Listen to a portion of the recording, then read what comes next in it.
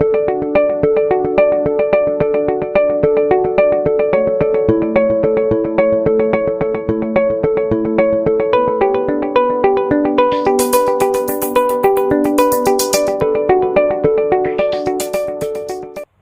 વિદ્યાર્થી મિત્રો, આગળના લેક્ચરની અંદર આપણે જોયું હતું દ્રવ્યની અવસ્થા, એમાં ઘન, પ્રવાહી અને વાયુ અવસ્થા વિશેની માહિતી. ત્યાર પછી આપણે જોયું હતું વાયુના માપી શકાય તેવા ગુણધર્મ, અને આ વાયુના માપી શકાય તેવા ગુણધર્મમાં આપણે જોયું હતું પહેલું દળ, બીજું કદ, ત્રીજું તાપમાન, ચોથું દબાણ અને પાંચમું ઘનતા વિશેની માહિતી. હવે આજના લેક્ચરમાં આપણે જોઈશું વાયુના નિયમો વિશેની માહિતી. એમાં આપણે બોયલ-ચાર્લ્સ ગેલ્યુસેક આ જે ત્રણ મુખ્ય અગત્યના નિયમો છે એમનો અભ્યાસ કરવાનો રહેશે. આ ઉપરાંત એવોગેડ્રો જે નિયમ છે એનો પણ આપણે અભ્યાસ આની અંદર કરવાનો છે. તો સૌપ્રથમ શરૂઆત કરીએ વાયુના નિયમો. તો હેડિંગ આપીશું વાયુના નિયમો. વાયુના નિયમોની વાત કરીએ તો એવું કહેવાય છે કે વાયુઓ જે છે એ સમાન વર્તુણક ધરાવતા હોય છે, અને આવા સમાન વર્તુણક ધરાવતા વાયુઓ જે છે એ વાયુઓના દળ, કદ, તાપમાન અને એમની સાથેના દળ, કદ, તાપમાન અને દબાણ સાથેના જે સંબંધ વડે દર્શાવવામાં આવતા હોય છે. તો આવા પ્રકારનો જે જથ્થાત્મક જે પણ કંઈ સંબંધ છે એ સંબંધને આપણે વાયુના નિયમ તરીકે વર્તતા અથવા તો ઓળખતા હોઈએ છીએ. તો એમાં એવું કહેવાય કે વાયુઓમાં વર્તુણકમાં સામ્યતા હોવાથી તેમને વર્તુણક, દળ, કદ, તાપમાન અને દબાણના જથ્થાત્મક સંબંધ વડે માપી શકાય અથવા તો વર્ણવી શકાય. પ્રાયોગિક અભ્યાસને આધારે આ જે પણ કંઈ સંબંધ આપણને પ્રાપ્ત થાય એમને આપણે વાયુના નિયમ તરીકે ઓળખતા હોઈએ છીએ. તો લખી દઈએ વાયુઓની વર્તુણકમાં સામ્યતા હોવાથી આ વર્તુણકના દળ, કદ, તાપમાન અને દબાણ, દળ, કદ, તાપમાન અને દબાણ ના જથ્થાત્મક સંબંધ વડે વર્ણવી શકાય. ફરીથી વાત કરી દઈએ કે વાયુઓની વર્તુણકમાં સામ્યતા જોવા મળે, અને આ સામ્યતા જોવા મળતી હોવાના કારણે તેમના દળ, કદ અને તાપમાનના અને દબાણના જથ્થાત્મક સંબંધ વડે દર્શાવવામાં આવે છે. અને પ્રાયોગિક અભ્યાસને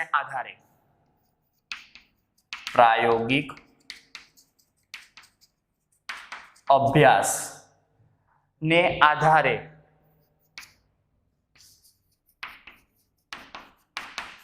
ઉપજાવેલા સંબંધને વાયુ નિયમો કહે છે. એટલે કે જથ્થાત્મક રીતે આપણી પાસે વાયુ હોય અને એ વાયુના દળની, કદની, તાપમાન અને દબાણ સાથેનો જે પણ કંઈ આપણે સંબંધ તારવવાના છીએ અથવા તો તારવેલા છે, તો એવા બધા જ સંબંધ જે છે એ વાયુ નિયમ તરીકે ઓળખાતા હોય છે. તો આ વાયુ નિયમની અંદર સૌપ્રથમ આપણે વાત કરીશું બોયલનો નિયમ. તો હેડિંગ આપીએ એમાં પહેલો નિયમ છે એમની અંદર બોયલનો નિયમ. તો બોયલના નિયમની વાત કરીએ તો એમાં સીધું જ વિધાન જ યાદ રાખવાનું રહેશે કે અચળ જથ્થા અથવા તો નિશ્ચિત જથ્થો હોય અને અચળ તાપમાન હોય. અચળ તાપમાને નિશ્ચિત જથ્થાના વાયુનું દબાણ તેના કદના વ્યસ્ત પ્રમાણમાં હોય છે. એટલે કે વિધાન લખી દઈએ એમાં કે અચળ તાપમાને નિશ્ચિત જથ્થાના વાયુનું દબાણ તેના કદના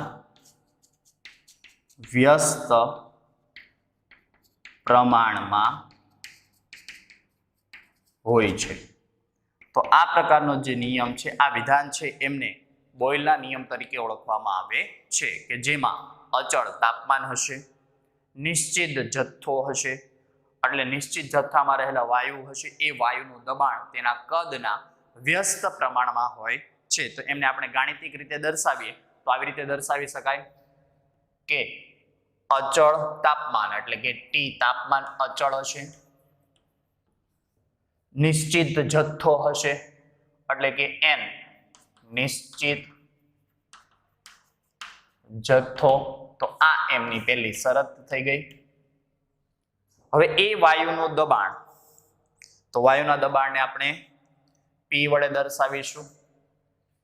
વાયુનું દબાણ તેના કદના વ્યસ્ત પ્રમાણમાં હોય છે, એટલે કદના વ્યસ્ત અને એમના સમપ્રમાણમાં હોય છે. તો આ જે થઈ ગયું પી ચલે છે 1/v, જ્યાં ટી અચળ હશે અને નિશ્ચિત જથ્થો હશે.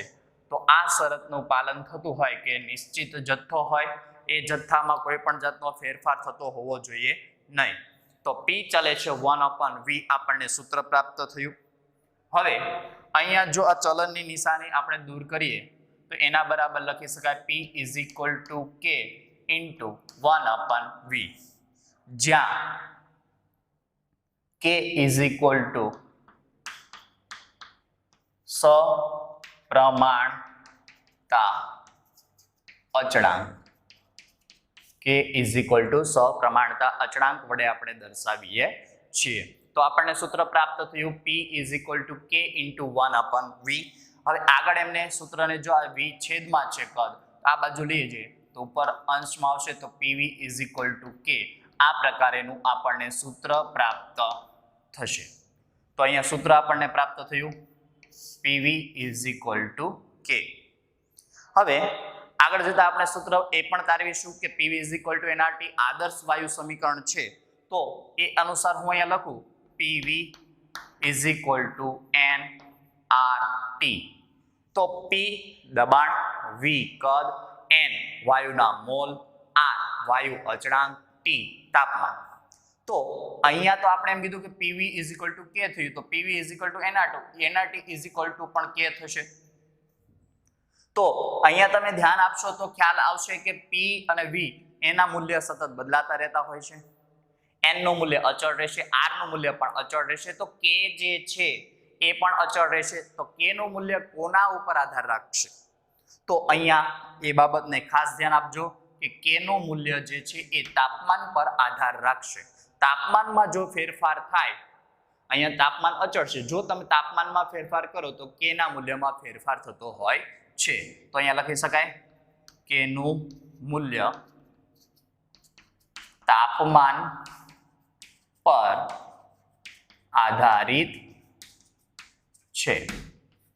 આ નોંધ ખાસ ધ્યાન રાખવી કે K નું મૂલ્ય તાપમાન પર આધારિત છે. જો K ના મૂલ્યમાં વધારો થાય તો તાપમાનમાં વધારો થશે, તાપમાનમાં ઘટાડો કરો તો K ના મૂલ્યમાં ઘટાડો થશે. હવે આ જ અનુસાર જો PV = K પ્રાપ્ત થયું હોય તો પહેલો એક વાયુ કે જેમનું દબાણ P1 છે, તેમનું કદ V1 છે, તો એમના માટે સંતુલન અચળાંક K આપણને પ્રાપ્ત થશે. આ જ તાપમાન, સમાન તાપમાનમાં હું કોઈ પણ જાતનો ફેરફાર કરતો નથી, તાપમાન અચળ છે, પણ દબાણ હવે વાયુનું P2 થઈ જાય છે અને કદ V2 થઈ જાય છે. તો એ સમય દરમિયાન એમનો સંતુલન અચળાંક પણ K જ પ્રાપ્ત થશે. એટલે કે તાપમાન અહીંયા આપણે સમાન લાગુ પાડેલું છે, સમાન તાપમાન છે. તો સમાન તાપમાન હશે તો એ સમય દરમિયાન P1 V1 નું મૂલ્ય અચળ આપણને K પ્રાપ્ત થશે. P2 V2 નો ગુણાકાર કરશો તો એમનું મૂલ્ય પણ K જેટલું જ પ્રાપ્ત થશે. તો આ બંને સમીકરણ ઉપરથી એમ લખી શકાય P1 V1 = P2 V2.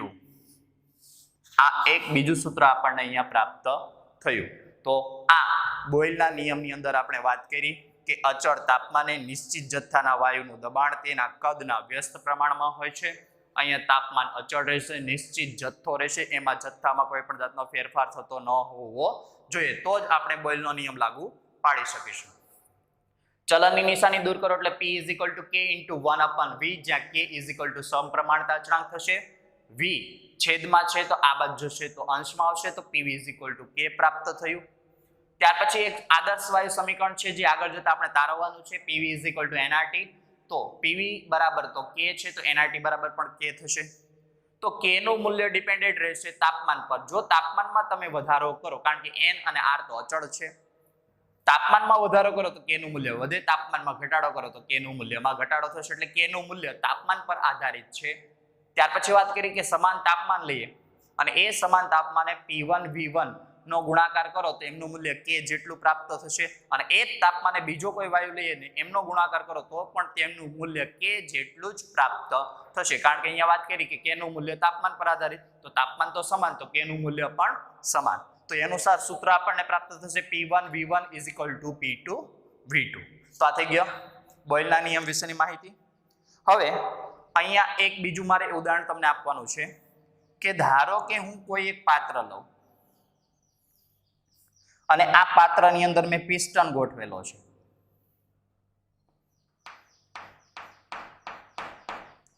હવે આ પિસ્ટનમાં ઉપરથી દબાણ જે લાગુ પડે છે એ P એક્સટર્નલ તરીકે હું દર્શાવી શકું, P બાહ્ય, અને આમની અંદર વાયુ ભરેલો હશે તો વાયુનું પણ અહીંયા દબાણ લાગતું હશે, P વાયુ અથવા તો ગેસ. તો આ સમય દરમિયાન આમનું આ જે કદ પ્રાપ્ત થશે એ V જેટલું પ્રાપ્ત થશે. હવે આ પ્રક્રિયામાં જો હું બાહ્ય દબાણમાં વધારો કરું તો આ પિસ્ટન નીચેની તરફ આવશે, એટલે કે નવી આકૃતિ આપણે દોરી દઈએ. તો બાહ્ય દબાણમાં આપણે જેવો વધારો કરીએ છીએ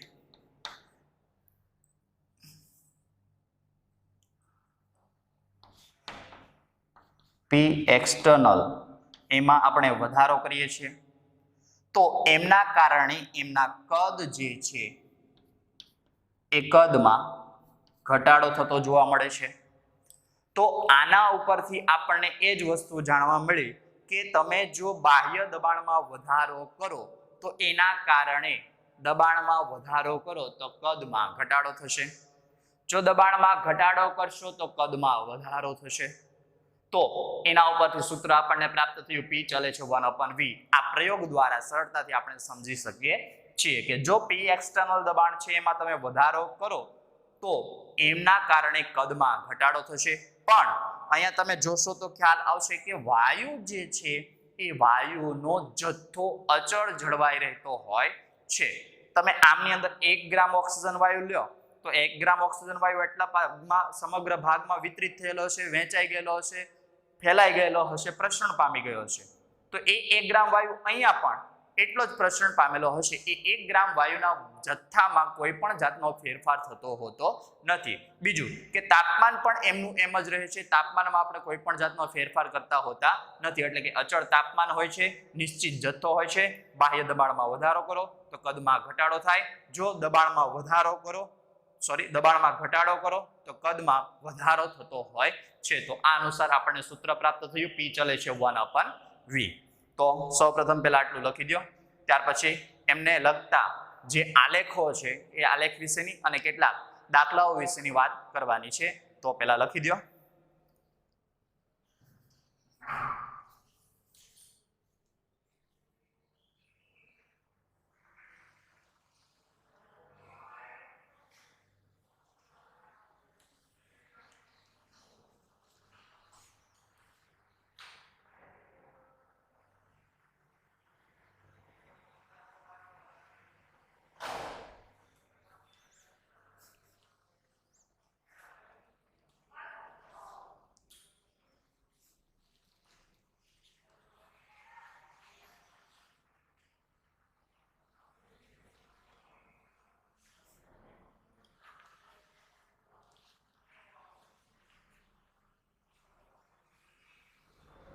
ચાલો અહીંયા આપણને 2 દાખલા આપેલા છે. એ દાખલાની અંદર સૌપ્રથમ વાત કરીએ તો તો 10 લીટર કદના પાત્રમાં વાયુનું દબાણ 2 વાતાવરણ છે. તો સૌપ્રથમ આપણને કદ પ્રાપ્ત થયું એ થયું V1 is equal to 10 litre. વાયુનું દબાણ એમની અંદર P1 is equal to 2 વાતાવરણ. જો દબાણમાં 50% નો વધારો કરવામાં આવે તો કદ શોધો, એટલે V2 આપણે શોધવાનું થયું. P2 શું થશે? તો દબાણ આપણી પાસે શરૂઆતમાં હતું 2 વાતાવરણ. હવે એમાં આપણે 50% નો વધારો કરીએ છીએ. તો 50% નો વધારો કરીએ તો દબાણ આપણી પાસે 2 વાતાવરણ હોય તો 2 વાતાવરણનું 50% એટલે 1 વાતાવરણ થશે. તો દબાણ તો 2 વાતાવરણ તો ઓલરેડી હતું જ, પણ એમાં હજુ 50% નો વધારો કરવામાં આવે એટલે કે 2 + 1 is equal to 3 વાતાવરણ. 3 વાતાવરણનું દબાણ આપણને P2 પ્રાપ્ત થયું. તો કદ શોધવાનું કીધું છે, તો આપણે નિયમ જોયો બોયલનો નિયમ. તો બોયલના નિયમ અનુસાર અહીંયા લખી દઈએ કે બોયલના નિયમ મુજબ P1 V1 is equal to P2 V2. તો આપણે એમાં V2 ને કરતા બનાવીશું. તો V2 is equal to P1 V1 ના છેદમાં P2. તો P1 ની કિંમત 2, V1 ની કિંમત 10 ના છેદમાં P2. તો P2 નું મૂલ્ય 3. હવે આપણને અહીંયા એકમ શું પ્રાપ્ત થશે? V2. તો અહીંયા ધ્યાન આપશો તો આનો એકમ વાતાવરણ ઉડી જશે તો વધ્યું લીટર. તો V2 is equal to 20/3 litre. આટલું કદ આપણને પ્રાપ્ત થશે. તો આ થઈ ગયો પહેલો જે દાખલો છે એમના વિશેની માહિતી. ત્યાર પછી બીજો એક દાખલો આપેલો છે કે જેમાં 2 ગોળા દર્શાવેલા છે. આ એક ગોળો છે, એમની અંદર દબાણ 5 વાતાવરણ છે, કદ 10 લીટર છે. એટલે આમની અંદર આપણે લખી દઈએ કે P1 is equal to 5 વાતાવરણ, V1 is equal to 10 litre. બીજો જે ગોળો છે એમની અંદર 15 લીટર કદ છે. જો આ વાલ્વ ખોલવામાં આવે તો અંતિમ દબાણ જણાવો. તો ઘણા વિદ્યાર્થીઓ આમની અંદર પ્રેક્ટિસ કરો થોડીક, તમને એટલે ખ્યાલ આવશે કે તમારે V2 શું લેવાનું અને P2 આપણને શું પ્રાપ્ત થાય. સેમ દાખલો આના જેવો જ છે. તો તમે અહીંયા V2 કેટલું લેવાનું રહેશે? તો ઘણા વિદ્યાર્થીઓ ભૂલ કરે છે, એ ખાસ દર્શાવી દો કે અહીંયા તમને ઉલ્લેખ કરેલો છે કે 2 ગોળાઓને જોડેલા છે. અહીંયા વાલ્વ છે, વાલ્વને ખોલવાનો છે. વાલ્વ ખોલવામાં આવે તો આ વાયુ અહીંયા પ્રસરણ પામશે, આ વાયુ આ બાજુ પ્રસરણ પામશે, એટલે કે વાયુના કદમાં વધારો થશે. તો વાયુનું કદ કેટલું હતું? તો અહીંયા 10 લીટર, તો અહીંયા 15 લીટર. તો ઘણા વિદ્યાર્થીઓ અહીંયા સીધું 15 લખી દીધેલું હશે અને એમના લીધે એમનો જે દબાણ આવશે એ ખોટું આવશે. આ બાબતનું ખાસ ધ્યાન રાખવું કે જ્યારે વાલ્વ ખોલવામાં આવે તો વાયુ પ્રસરણ પામે, તો વાયુ પ્રસરણ પામે તો ટોટલ કદ 15 litre plus 10 litre is equal to 25 litre આપણને પ્રાપ્ત થશે. ઘણા વિદ્યાર્થીઓ અહીંયા 15 લીટર ડાયરેક્ટ લઈ અને સીધું ગણતરી કરી દે છે, ઉતાવળમાં ભૂલ કરી દેતા હોય છે. એ ભૂલ ન થાય એની ખાસ કાળજી રાખવી. રકમને ધ્યાનથી વાંચવાની રહેશે કે એમાં તમને ચોખવટ કરીને લખેલું છે કે વાલ્વ ખોલવામાં આવે, વાલ્વ જેવો ખોલશો એટલે વાયુ પ્રસરણ પામશે તો ટોટલ કદ 25 લીટર આપણને પ્રાપ્ત થશે. અને હવે દબાણ આપણે શોધવાનું રહેશે. તો બોયલના નિયમ મુજબ, તો બોયલનો નિયમ શું? P1 V1 is equal to P2 V2. જ્યાં P2 શોધવાનો, P2 is equal to P1 V1 ના છેદમાં V2. P1 કેટલું? તો P1 છે આપણી પાસે 5, V1 કેટલું? તો 10, V2 કેટલું? તો 25. અહીંયા વધશે 5, જ્યાંની સાથે ઉડી જશે એટલે અહીંયા વધશે 2. તો P2 દબાણ આપણને 2 વાતાવરણ પ્રાપ્ત થશે. તો આ થઈ ગયા બે દાખલા વિશેની માહિતી. ખાસ ધ્યાન આપવું આ દાખલાઓની અંદર. અહીંયા દાખલો સિમ્પલ હતો, 50% કદમાં વધારો કરતા હતા એટલે P1 V1 સીધું સૂત્ર મૂકી દીધું, કદ પણ મળી જતું, દબાણ પણ મળી જતું હતું. દબાણમાં ફેરફાર દાખલો એક દર્શાવી દીધો, એક કદમાં ફેરફાર કઈ રીતે થાય એમના વિશેનો દાખલો દર્શાવી દીધો. બંને દાખલા લખી દો, ત્યાર પછી આગળ વધીશું.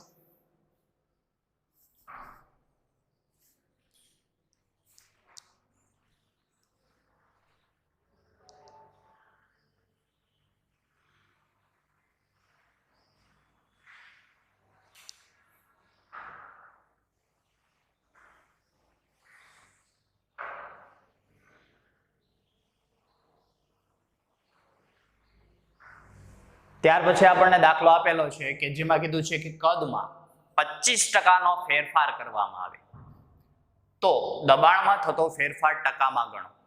તો સૌપ્રથમ પહેલા તો અહીંયા ધ્યાનથી રકમ વાંચજો કે અહીંયા એવું કીધું કદમાં 25% ફેરફાર કરવામાં આવે. અહીંયા ચોખવટ પાડીને કીધેલું નથી કે ઘટાડો કરવામાં આવે કે વધારો કરવામાં આવે. આ બાબત ખાસ ધ્યાન રાખવી કે અહીંયા એવું કીધું છે કે 25% ફેરફાર કરવામાં આવે તો દબાણમાં થતો ફેરફાર ટકાવારીમાં ગણવાનો રહેશે. તો સૌપ્રથમ વાત કરી દઈએ કે અહીંયા દબાણમાં થતો વધારો અને દબાણમાં થતો ઘટાડો બંને વિશેની કદમાં થતો વધારો અને કદમાં થતો ઘટાડો બંનેને ધ્યાનમાં રાખીને આપણે દાખલો ગણીશું. તેમની અંદર સૌપ્રથમ આપી દઈએ કિસ્સો 1. કિસ્સા 1 ની અંદર આપણે એમ કહી દઈએ કે કદમાં 25% વધારો થાય છે. કદમાં 25% વધારો થાય છે એટલે કે આની અંદર ટકાવારીની અંદર ગણવાનું તો P1 100 લઈ લઈએ, V1 પણ આપણે 100 લઈ લઈએ. હવે કદમાં 25% વધારો થાય તો P2 25% વધારો થયો એટલે 100 પ્લસ 25 125 આપણને વાતાવરણ અથવા તો દબાણ જે પણ કે આપણે એકમ લઈએ એની અંદર પ્રાપ્ત થશે. તો V2 શું પ્રાપ્ત થશે? તો આપણને કદ મળી જાય અને દબાણમાં થતા ફેરફારની ટકાવારી આપણે ગણવાની રહેશે. અહીંયા આપણે કદમાં 25% ફેરફાર થાય છે એટલે કદ જે આપણને પ્રાપ્ત થયું એ V2 પ્રાપ્ત થયું અને દબાણમાં થતો ફેરફાર P2 આપણે શોધવાનો રહેશે. તો આ અનુસાર સૂત્ર લાગુ પાડી દઈએ કે બોયલના નિયમ અનુસાર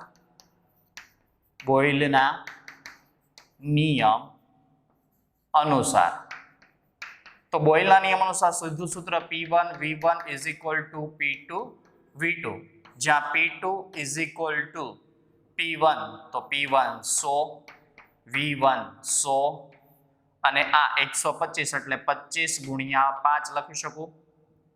25 ચોક 100 20 5 100 તો P2 20 ચોક 80 એટલે 80 આપણને દબાણ પ્રાપ્ત થયું.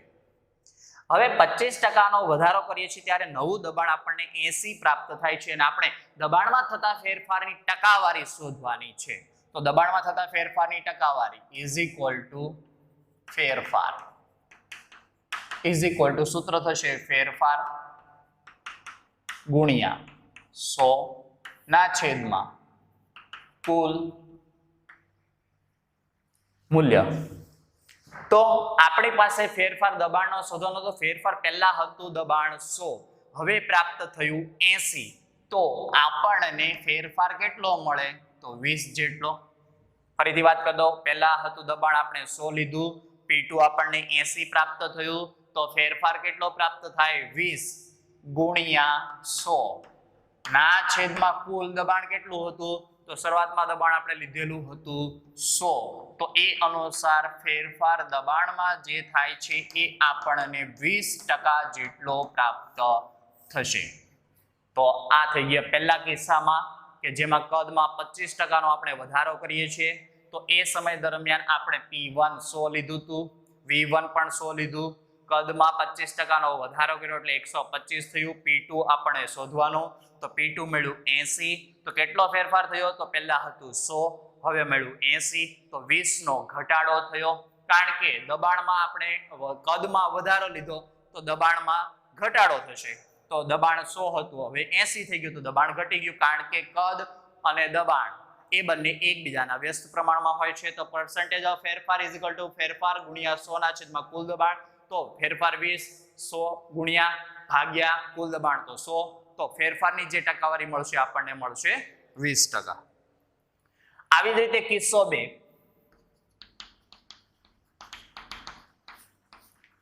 એ કિસ્સા 2 ની અંદર 25% કદમાં ઘટાડો કરી દઈએ. તો 25% કદમાં ઘટાડો કરીએ તો P1 બરાબર 100, V1 બરાબર 100, P2 તો શોધવાનો, V2 તો કદ આપણને 75 પ્રાપ્ત થશે, કારણ કે 25% કદમાં ઘટાડો કરીએ છીએ.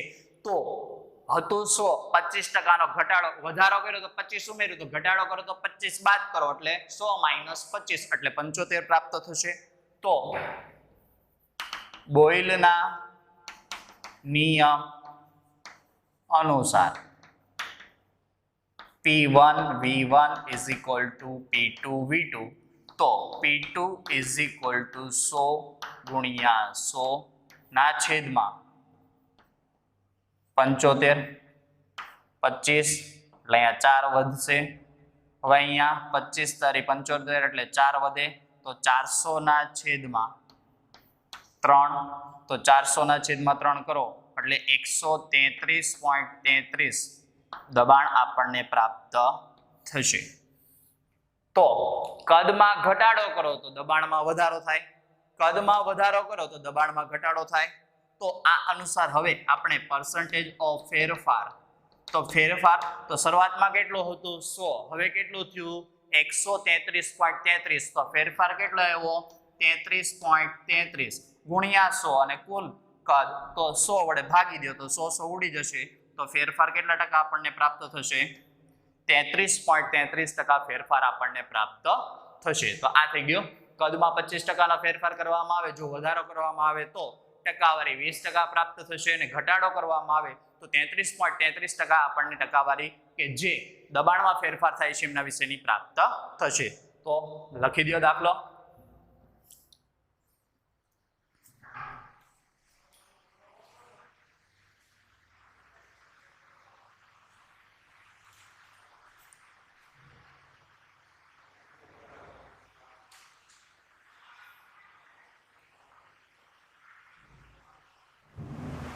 ત્યાર પછીનો દાખલો છે, એક વાતાવરણ દબાણે 1 લીટર કદના વાયુ પાત્રમાં 10 લખટીઓ ભરેલ છે.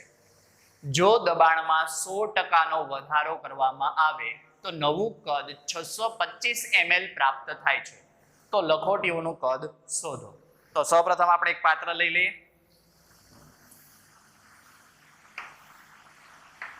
આ પાત્રમાં 10 લખોટીઓ ભરેલી છે.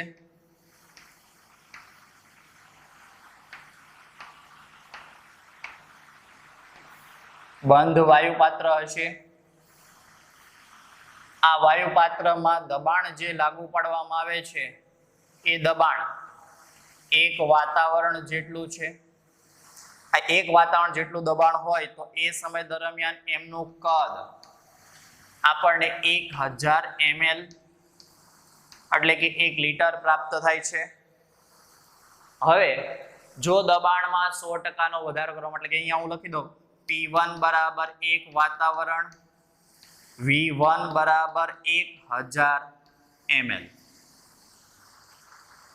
બીજું પાત્ર કે જેમાં હવે આ જ પાત્રની અંદર આપણે 100% દબાણમાં વધારો કરીએ છીએ, તો એ સમય દરમિયાન અહીંયા લાગતું જે દબાણ છે એ 100% નો વધારો કરો એટલે 1 + 1 = 2 વાતાવરણ પ્રાપ્ત થશે.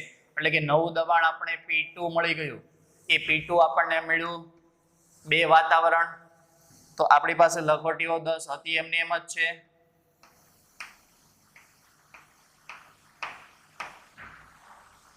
તો આ 10 લખોટીઓ દ્વારા હવે નવું કદ આપણને પ્રાપ્ત થશે. એ કદ છે 625 ml એટલે V2 આપણી પાસે છે.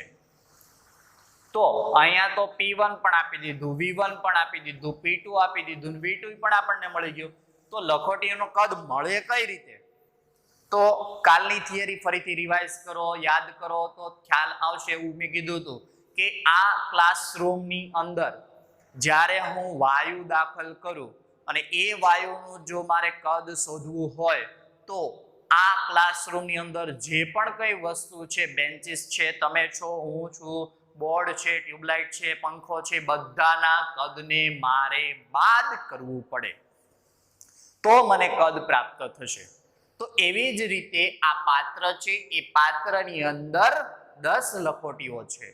જો એ હું 10 લખોટીઓના કદને બાદ કરું તો મને આ કદ પ્રાપ્ત થશે. તો આમની અંદર આવશે 1000 માઇનસ 10 લખોટીઓ કે જેમનું કદ મને ખબર નથી, એટલે કે 10V પ્રાપ્ત થશે. અને એવી જ રીતે V2 આમની અંદર પ્રાપ્ત થશે 625 માઇનસ 10V. તો જો આપણને આ V કદ જે છે એ લખોટીઓનું છે અને એ જો કદ મળી જાય તો એક લખોટીનું કદ આપણને પ્રાપ્ત થઈ જતું હોય છે. તો આ અનુસાર હવે સૂત્ર લાગુ પાડીશું બોયલના નિયમ અનુસાર. બોયલના નિયમ અનુસાર P1 V1 is equal to P2 V2. તો P1 V1 is equal to P2 V2 લાગુ પાડીએ તો P1 ની કિંમત કેટલી? તો 1 ગુણ્યા 1000 minus 10V is equal to P2 2 ગુણ્યા 625 માઇનસ 10V. તો આમનું સાદુરૂપ આપવામાં આવે તો આ બે ભાગાકારમાં જશે, આ બંનેમાંથી સામાન્ય નીકળે તો અહીંયા 1000 માંથી 2 સામાન્ય કાઢો એટલે 500 માઇનસ 10V માંથી 2 સામાન્ય કાઢો એટલે 5V અને 2 2 ઉડી જશે તો અહીંયા વધશે 625 માઇનસ 10V.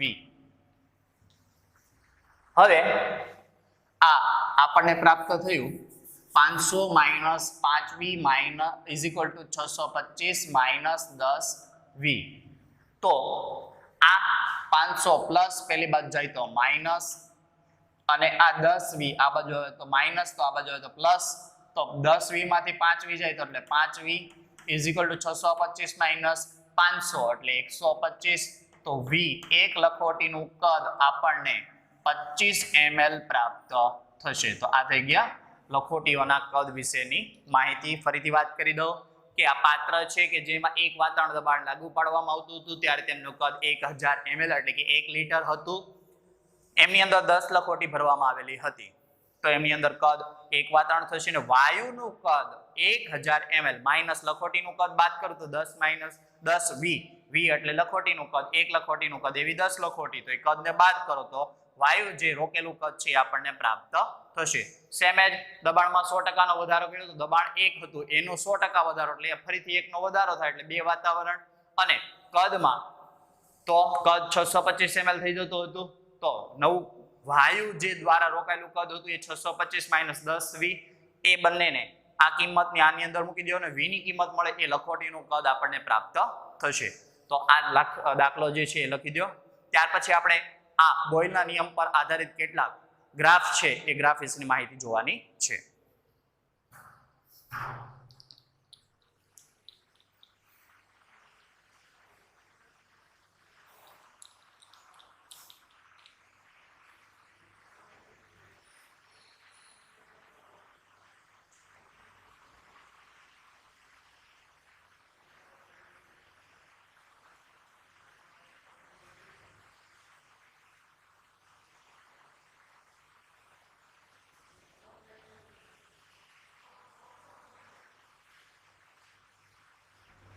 ત્યાર પછી હવે આપણે જોઈશું બોયલના નિયમની ગ્રાફ દ્વારા રજૂઆત.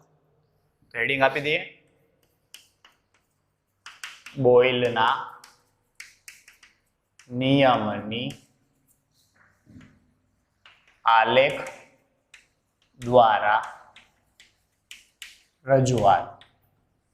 તો બોયલનો નિયમ આપણને ખબર છે P ચલે છે 1/V માટે P is equal to K into 1/V માટે P is આ V છેદમાં આ બાજુ જાય તો ગુણાકારમાં તો PV is equal to K, જ્યાં અચળ તાપમાન હશે અને નિશ્ચિત જથ્થો હશે એટલે અહીંયા લખી દઈએ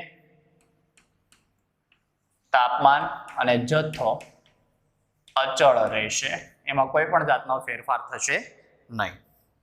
તો સૌપ્રથમ આપણે આલેખ દોરીએ, P વિરુદ્ધ 1/V નો આલેખ. તો x અક્ષ ઉપર P લીધું અને અહીંયા લઈ લે 1/V. તો આ P is equal two K into 1/V થશે. તો અહીંયા y ઇઝ એટલે કે આ આલેખની અંદર P is equal two K into 1/V. તો y is equal two mx plus c is equal two અહીંયા 0 થશે. તો એ અનુસાર અહીંયા આપણને m ઇઝ ઇક્વલ ટુ ઢાળ પ્રાપ્ત થશે અને એ ઢાળનું મૂલ્ય k જેટલું આપણને પ્રાપ્ત થશે.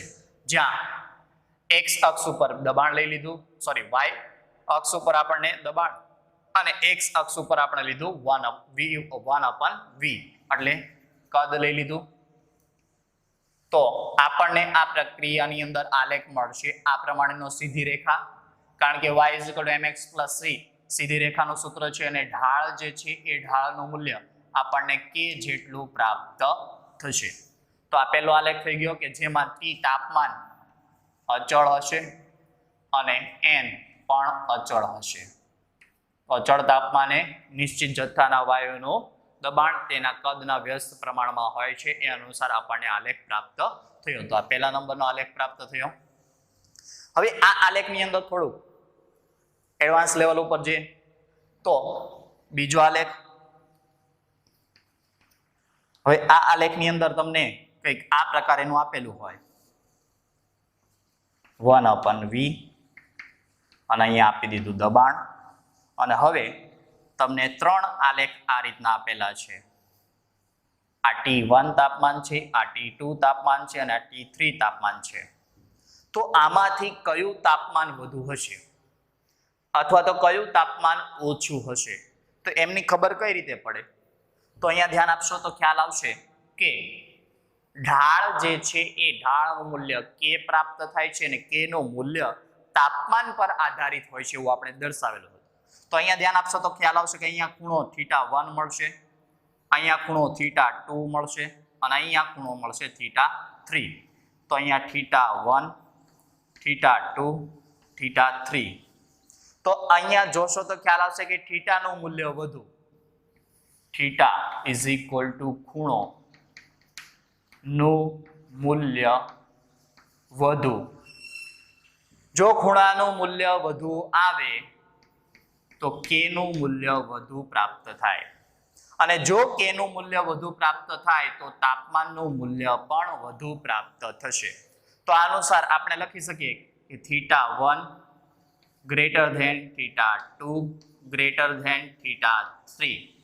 તો આ અનુસાર આપણને તાપમાનનું મૂલ્ય T1 વધુ પ્રાપ્ત થશે, T2 ઓછું પ્રાપ્ત થશે અને T3 સૌથી ઓછું પ્રાપ્ત થશે. તો આ બાબત ખાસ ધ્યાન રાખવી કે ખૂણોનું મૂલ્ય વધુ તો k નું મૂલ્ય વધુ, k નું મૂલ્ય વધુ તો k નું મૂલ્ય તાપમાન પર આધાર રાખે, k નું મૂલ્ય વધે તો તાપમાન વધે, તો θ નું મૂલ્ય વધે તો ડાયરેક્ટ કહી શકાય કે તાપમાનના મૂલ્યમાં વધારો થતો હોય છે.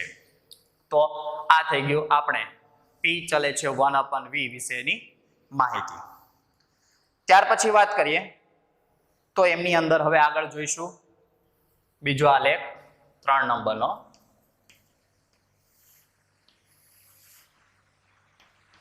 PV વિરુદ્ધ P નો આલેખ અને ચોથો આલેખ એમની અંદર જોઈશું PV વિરુદ્ધ V નો આલેખ.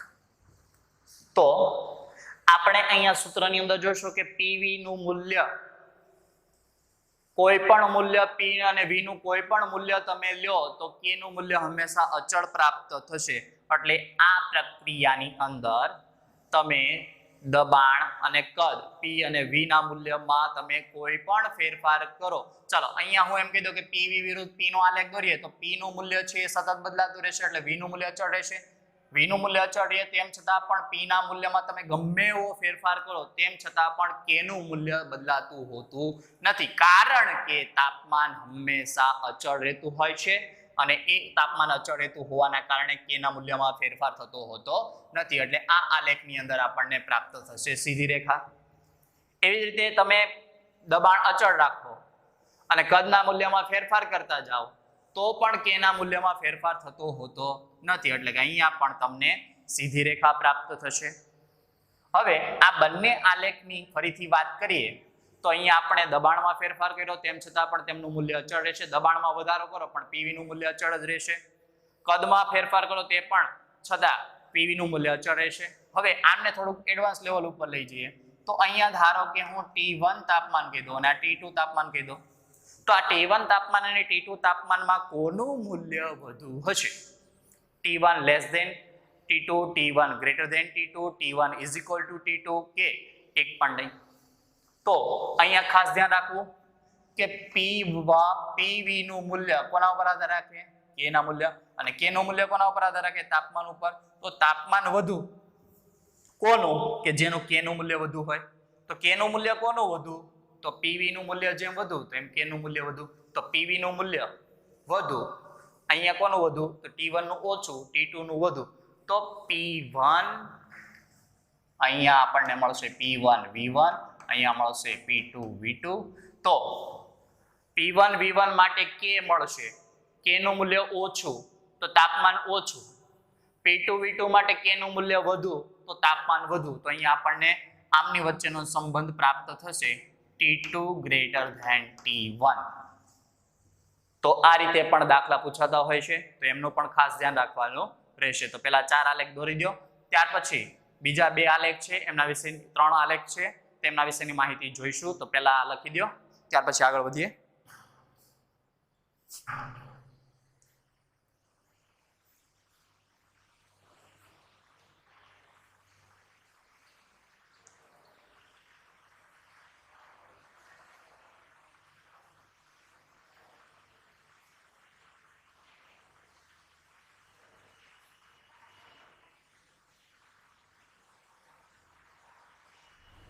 ત્યાર પછી આપણે જોઈશું આલેખ નંબર 5.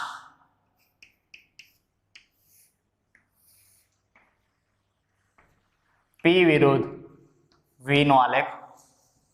તો P વિરુદ્ધ V નો આલેખની વાત કરીએ તો હું દબાણમાં જો વધારો કરતો જાઉં અથવા તો એમ કહી દો કે P ઇઝ ઇક્વલ ટુ હું ઇન્ફિનિટિવ લઉં, અનંત લઉં, તો V ઇઝ ઇક્વલ ટુ મને 0 પ્રાપ્ત થશે. અને જો હું P ઇઝ ઇક્વલ ટુ 0 લઉં તો V is equal two infinitive પ્રાપ્ત થશે. તો આ અનુસાર આલેખ કંઈક આ પ્રકારેનો વક્ર આપણને પ્રાપ્ત થતો હોય છે. તો અહીંયા ધ્યાન આપશો તો P નું મૂલ્ય ઇન્ફિનિટિવ લીધું, જેમ ઉપર જઈશ એમ ઇન્ફિનિટિવ મળશે તો મને V નું મૂલ્ય 0 પ્રાપ્ત થશે. અને જો P નું મૂલ્ય હું 0 લઉં તો V કદ મને ઇન્ફિનિટિવ મળશે. તો એ અનુસાર આપણને સૂત્ર પ્રાપ્ત આલેખ આ રીતનો આપણે પ્રાપ્ત થતો હોય છે. અને અહીંયા તાપમાન અચળ રહેતું હોય તો ક્યારેક સવાલ એમ પણ પૂછી દે કે અહીંયા તાપમાન T1 છે અને અહીંયા T2 તાપમાન છે. ચલો T1 અને T2 વચ્ચેનો સંબંધ દર્શાવો. T1 is equal to T2, T1 less than T2, T1 greater than T2 કે એક પણ નહીં. તો અહીંયા તમારે ખાસ ધ્યાન રાખવાનું રહેશે કે P વિરુદ્ધ V નો આલેખ છે તો P વિરુદ્ધ V ના આલેખની અંદર તાપમાન હંમેશા અચળ રહેતું હોય. તાપમાન અચળ રહેતું હોય તો અહીંયા સંબંધ મળશે T1 is equal to T2. એટલે કે આ પ્રકારનો જે વક્ર છે એને સમતાપી વક્ર તરીકે ઓળખવામાં આવતો હોય છે, કે જેમાં તાપમાન હંમેશા સમાન રહેતું હોય છે. એને આઇસોથર્મ, આઇસો એટલે કે સમાન થર્મ એટલે તાપમાન, તો આઇસોથર્મ તરીકે આઇસોથર્મ કર્વ તરીકે ઓળખવામાં આવતો હોય છે. તો આ P વિરુદ્ધ P વિરુદ્ધ V નો આલેખ.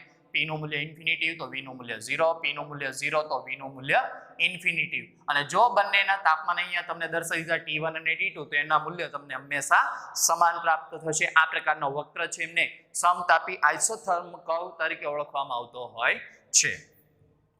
ત્યાર પછી આમની અંદર થોડું ઉમેરીને આપી દઈએ કે આ રીતના તમને 3 કર્વ મળે છે. આમનું તાપમાન T1, આમનું તાપમાન T2, આનું તાપમાન T3.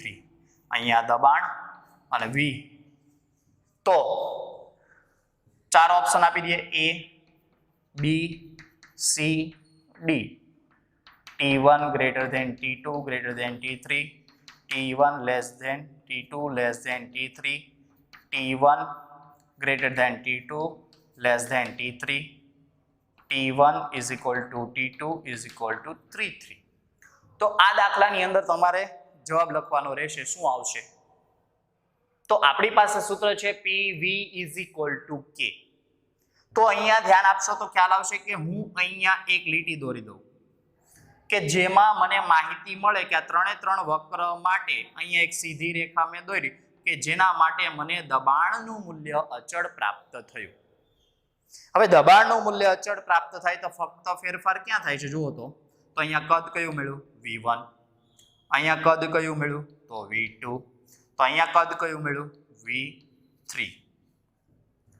તો આપણી પાસે સૂત્ર છે PV તો K. P નું મૂલ્ય અચળ, કદમાં વધારો કરું તો સ્વાભાવિક છે કદમાં વધારો થાય તો K ના મૂલ્યમાં વધારો થશે અને K ના મૂલ્યમાં અહીંયા નીચે જ લખી દો કે કદમાં વધારો થાય તો K ના મૂલ્યમાં પણ વધારો થશે અને K નું મૂલ્ય વધે તો તાપમાનમાં પણ વધારો થશે. તો આ અનુસાર કહી શકાય કે અહીંયા કદમાં V1, અહીંયા કદ V2 અને અહીંયા કદ V3. તો એ અનુસાર અહીંયા લખી શકાય V1 less than V2 less than V3. તો કદમાં વધારો થયો તો K નું મૂલ્ય પણ વધશે તો તાપમાનનું મૂલ્ય પણ વધશે. તો અનુસાર અહીંયા આવશે T1 less than T2 less than T3. એટલે આ પ્રક્રિયાની અંદર જવાબ આવશે B. તો અહીંયા ફરીથી એક બાબતનું ખાસ ધ્યાન રાખવું, કદમાં વધારો થાય તો K નું મૂલ્ય વધે, તાપમાનમાં વધારો થાય તો કેવી રીતે થાય? તો P નું મૂલ્ય અચળ રાખો, V ના મૂલ્યમાં તમે વધારો કર્યો તો K નું મૂલ્ય વધશે. K નું મૂલ્ય વધે એટલે તાપમાનમાં વધારો થાય. કારણ કે આપણે આગળ જોઈ ગયા હતા PV K nRT. N અને R બંને અચળ રહેશે તો K નું મૂલ્ય તાપમાન પર આધાર રાખશે. P અચળ રહેશે, V માં વધારો કરો તો K વધે તો તાપમાન વધે. તો એ અનુસાર V1 less than V2 less than V3. તો એવી રીતે તાપમાન T1 less than T2 less than T3. તો આ રીતે સવાલ પૂછી શકાય. તો આ બાબત ખાસ ધ્યાન રાખવાની રહેશે. અને ત્યાર પછી છેલ્લો આલેખ છે આમની અંદર, સાતમો આલેખ. હવે આપણી પાસે સૂત્ર છે PV K. તો PV K ની બંને બાજુ હું log લાગુ પાડું તો log PV log K. તો આ PV ગુણાકારમાં હોય તો log ની અંદર એનો સરવાળો થશે તો log P plus log V log K. log V ને આ બાજુ લઈ લે તો log P log K minus log V. તો આ અનુસાર આમને y mx plus c વડે દર્શાવી દઈએ તો આંતરછેદ log K પ્રાપ્ત થશે. x અક્ષ બરાબર આપણે હવે અહીંયા શું લેશું? તો આલેખ દોરીએ તો y અક્ષ ઉપર આપણે લેશું log P, x અક્ષ ઉપર લેશું log V. અહીંયા ઢાળ m જે છે એ m નું મૂલ્ય -1 પ્રાપ્ત થાય. તો -1 પ્રાપ્ત થાય તો એ અનુસાર આલેખ નીચેની તરફ જશે. એટલે કે અહીંયા આંતરછેદ પ્રાપ્ત થયો અને એ આંતરછેદનું મૂલ્ય log K પ્રાપ્ત થશે અને ઢાળ જે છે એ ઢાળનું મૂલ્ય m -1 પ્રાપ્ત થશે. તો આ પ્રમાણેનો આપણને આલેખ પ્રાપ્ત થતો હોય છે. તો આ 7 આલેખ વિશેની માહિતી જોઈ કે જેમાં આપણે બોયલના નિયમની રજૂઆત કરી કે બોયલના નિયમ પર આધારિત 7 આલેખમાં પહેલો આલેખ P વિરુદ્ધ V નો, એમાં એડવાન્સ લેવલ ઉપર ગયા. બીજો આલેખમાં ત્રીજો આલેખ હતો PV વિરુદ્ધ P, PV વિરુદ્ધ V, 4 આલેખ થયા. ત્યાર પછી પાંચમો આલેખ P વિરુદ્ધ V, એડવાન્સ લેવલ ઉપર ગયા તો P વિરુદ્ધ V ના આલેખ. ત્યાર પછી સાતમો આલેખ log P વિરુદ્ધ log V નો આલેખ. તો અહીંયા આપણો આ બોયલનો જે નિયમ છે એ પૂર્ણ થાય છે. તો પહેલા આટલું લખી દો. ત્યાર પછીના નેક્સ્ટ લેક્ચરની અંદર આપણે ચાર્લ્સ અને ગેલુસેકના નિયમ વિશેની વાત કરવાની છે. અહીંયા આપણો લેક્ચર પૂરો કરીએ છીએ.